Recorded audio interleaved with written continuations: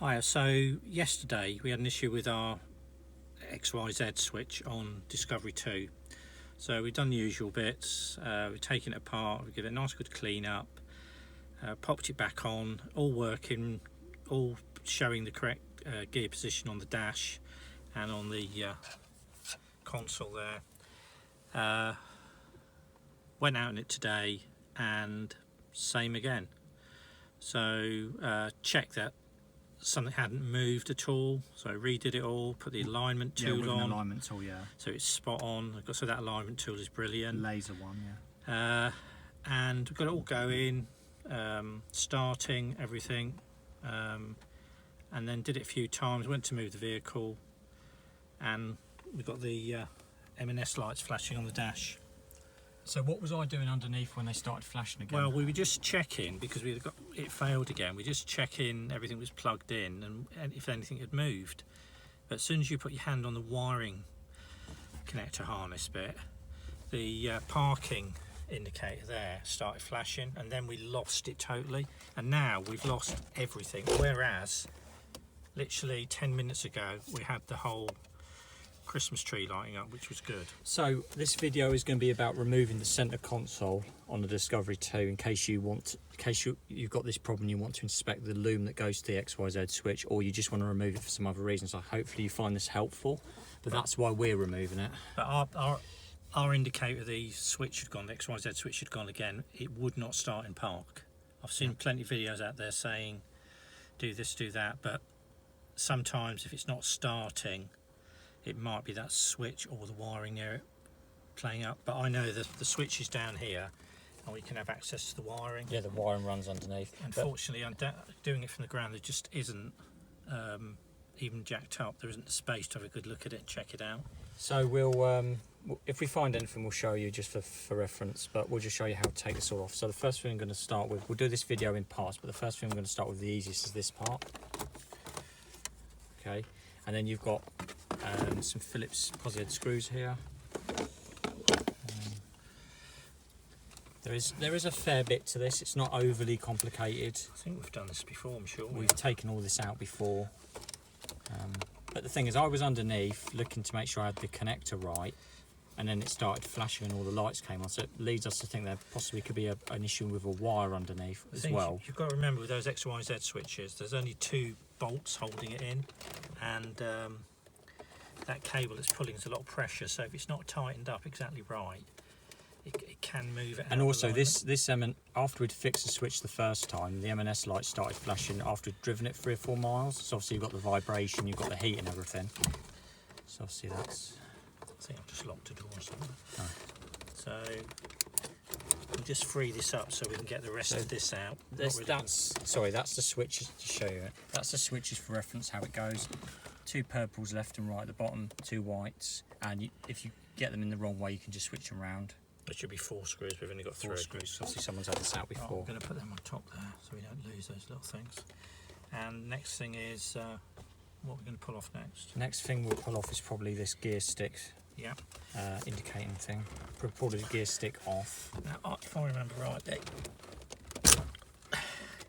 So let's just show that. So that pulls off. That literally pulls off. It takes some force, and when you push it back in, it locks in, but it literally pulls off. Yeah, and obviously with our XYZ switch that we removed, it had had arcing on one of the contacts. Yeah. So that was the problem, but we're also thinking that there's also an issue with the wiring loom. It's kind of like a two Something's issue happened. here. We've just been unlucky. Yes, we've just been unlucky. I think it's just pulls up. So that's got like 4 little things each side that sort of go in. They've got like these little. I'll show you. These little things here. They've got that. This is some stuff we put in. Don't worry about it. They've got them bits, and these bits just push in. Yeah. And it attaches via like a little cable here. You just pull that out.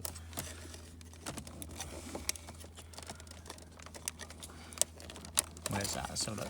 So there's one thing I'm not very good at, and it's removing these. It does come out. We'll come back to you once we've got that off and show you the rest. Yeah. With that bit there, can't we? Right, so the gear shifter illumination thing is off. This just had like a little sort of like thing that you push back and fold over. Where is it? You pull it back via there. You push this little thing down here, and you got like this slidey thing. Yeah. It's like a locking thing. The high and low basically just unscrews. So pull that out. The gator for it. Now we know it unscrews. We've unscrewed it before. Yeah. And then the next thing you can remove is this nice little thing. Now. And then you've got a few screws. Got big screws there. And some on the side here. Possibly, yeah. Might be something there. There might be something under here. I had a feeling. You may need a pry tool for this as well. There's some screws down the side here as well. Yeah, and we'll take off all this as well. Yeah. Okay. Okay, so we've moved along a little bit. The next thing to remove is some big Phillips screws. There and there. And also a little cubby hole, and the whole thing will pull free. The only thing is, got the handbrake, and you've also got the cigarette lighter as well. That's attached by a cable. That's a bit awkward to put back in.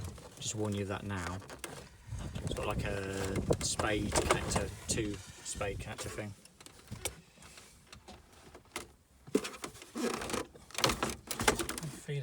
Yeah, I'm not sure how we removed this. I think we like tilted it out, but this whole thing is now loose. Yeah. So see what I mean? There's nothing holding it on at the side. It just pushes in. We'll figure this out and then come back. Okay, so now you need to remove the handbrake. Before doing that, we've chocked the back wheels, both of them. And there's a lot. That lives in there. So I'll just show you. There's a cable that comes up. This piece here. Yeah. Lives there and goes in there with those 2 holes, and is secured by this. That pin. And what you want to do is knock this pin from where I am, there. Use a screwdriver and a hammer or mallet and just knock it out. And then it lets this off. Drops that. And once, put it somewhere real safe. Once you've done that, you can then lift the centre console out, because you kind of need to be able to get it like to go forward a little bit. You just don't have the angle on it with it attached.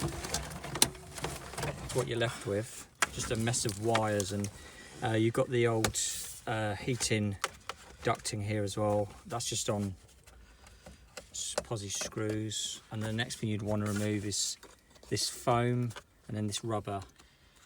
Then we should seal. I know you can get this plastic out. The only other tricky thing is this thing here, the transmission cable. It's on like this little thing. I'm sure we'll sort that out. Just pops We'll out, show you that in the next part. Alright, so we've removed the ducting either side. You don't necessarily need to remove the ducting. The only thing I would say to you is it does cover this foam and this carpet a bit, and we want access to down here and here. We want to be able to bring it all back to get to it, so it's entirely up to you. They just basically go into these parts, so you don't need to touch this. So once they're like little plastic nuts, 10mm. This holds all this loom here.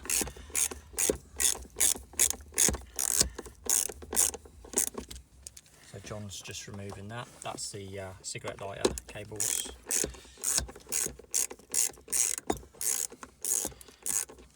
I've got to say that I've got 40 years of experience using a 10mm socket. If anyone's wondering why how efficient I am. So that's that loom there. So we'll just pop that up gently. Yeah. Right, so that's away from where we want it. So the next thing we'll remove, probably don't need to remove that. Next thing we'll remove is this. We'll remove this from here, 8mm there. and then these 8mm, yeah. Then we'll come back to you. Right, so we're ready to remove the gear shifter. John's done this already. It's got 8mm bolts. Yeah. It's got, how many's it got? 3 of them. Yeah. One there and 2 there. Yeah. 8mm. And the next thing we need to remove is a little, what they call it. It's like a washer with bits missing. Now this cable runs to the XYZ switch, and it's like that. It's almost like a cog, and it fits in there. And you literally just gently pull it out. Just need to be really careful doing this stuff, though, don't you? Because it's obviously. And if I remember rightly, you can just lever this out. There we go. And it's got plastic insert Plastic like So don't lose any of I'll that. show you it. It's got like a little ball in there. Yeah. There's also this clip here as well, which holds the whole cable sheath onto this plastic thing, so we'll have that out as well. And the way to do that is just put a screwdriver behind it. He says. Pliers maybe as well. Yeah, bigger screwdriver.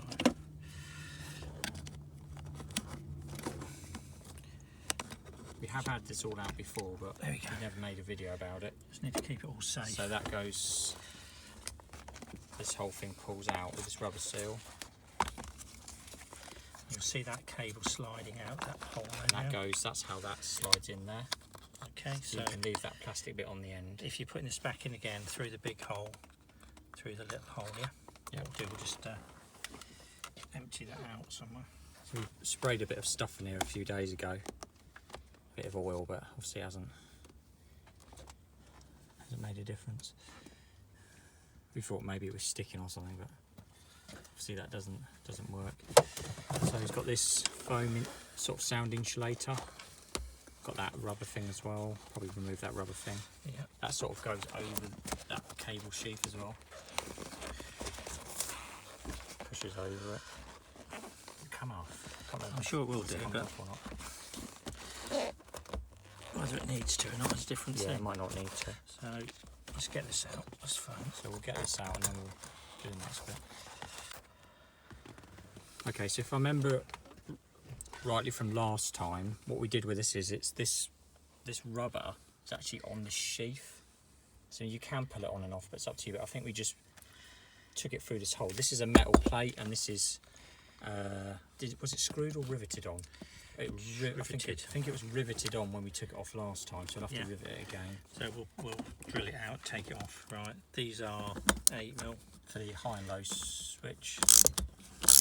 John's saying you've got to remove this as well, this bracket. I didn't know if you had to or not, but apparently you need to. I'm fairly sure. Because it sits on top of this metal. We'll see in a minute. And then once we've got this metal plate out, we can then access the wiring loom and inspect it for damage, or if, you know, whatever you I want to do. personally think it's something to do with that connector. I'm hoping we find a wire that's damaged. Personally, I'm hoping we find in there. Right, so you then definitely know.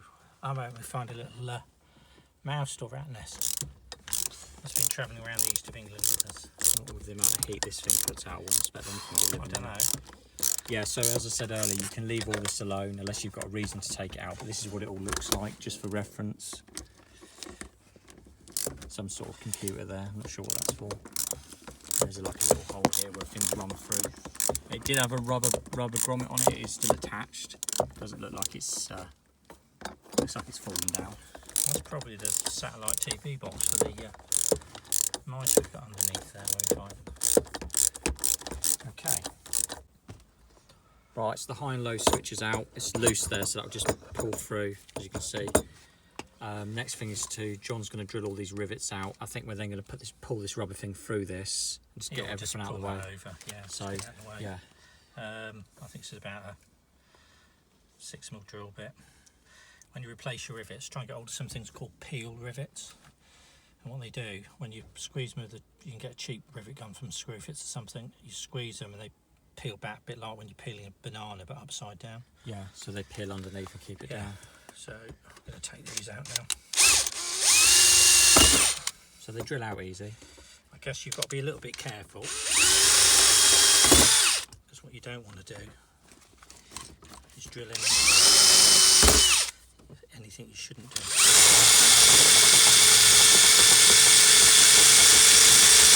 There's always one awkward one.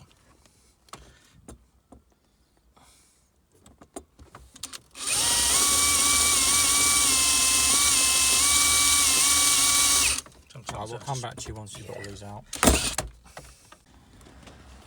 Right, so that's all the rivets out, and we did have to remove this piece to be able to access those three. How does that go? I can't remember. It goes on there, yeah, something like and that. there with these little screws, Something threaded like screws. it's there. It just goes like that. Yeah, because you can't get a drill in there, so you need to remove that. Yeah.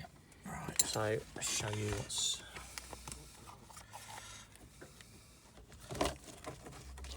You might want to have a little bit of a hoover up as well, but Yeah, definitely. so I think what we did last time is we just like sort of threaded that through there. It does go through there. Just do it carefully. We've had this out before, as I said. If you can get the... Just want to get that thing out. I think it's as far as we need to go with that. So we just want to look at this. The loom we want to look at is this stuff It's covered here. in tape. It's covered in like a normal, like a heat resistant. It's not a cloth, but it's like I don't know what it is. It's this stuff here. And this is where, if you look down... Have we got a torch on there? Yeah, there's a torch on there. So basically, So let me just make a space where I can get in.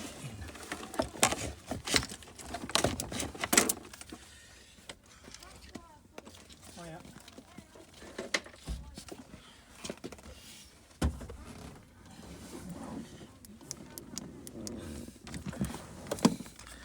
See that switch there, that grey let me show switch? you.